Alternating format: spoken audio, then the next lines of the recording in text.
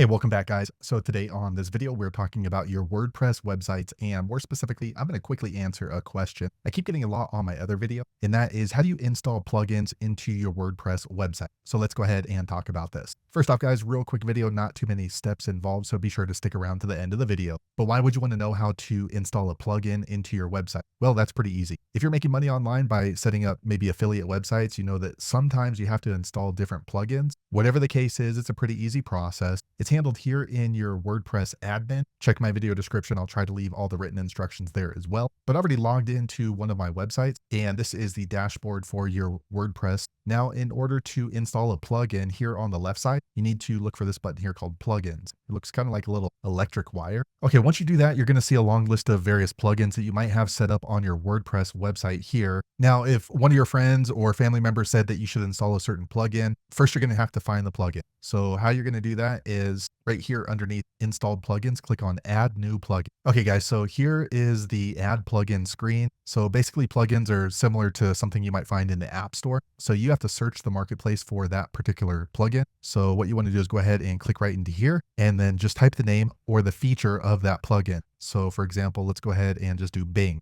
Okay, now it's going to go ahead and start processing. Okay, so now you can go ahead and scroll through. Just be aware that some of these plugins, they add a lot of keywords in, so it looks like it might be from what you're looking for. So just read through it directly. So for example, we're looking for Bing, and you can verify that by looking at the by. Who is this plugin set up by? So this is set up by Bing Webmaster. So what we're going to do is you're going to go ahead and click on Install Now here on the top right. All right, now it's processing. Okay, now it is installed. So because it's installed, you're not actually using it until you activate it. So you want to click on activate. Okay, a quick second later, it comes back to my list of plugins. So if we scroll through and then we look for Bing right here, you can see that it is activated, and I can deactivate it once again if it interferes with my pages or my website. And then you can also go into the settings of the plugin. And once it's already activated and installed into your website, here on the left, generally it's going to be listed here as well. So you can see right here, Bing Webmaster. We'll just click on that. And then here is where you can go ahead and manage the plugin. So for this particular plugin that I use for an example, it looks like we need to get the API key. But sometimes here, once you click on the plugin itself, you can go ahead and make changes to your website depending on what those features are offered with that plugin. So there you have it, guys. If you're wondering how to install a plugin into your WordPress website, that's the easiest way I know how to do it. If you know an easier way, be sure to leave a comment below. Let the rest of us know how you did it. Hopefully you found that video useful. If so, click thumbs up or maybe consider subscribing to my channel, and I hope to see you on the next video. Thanks again for watching.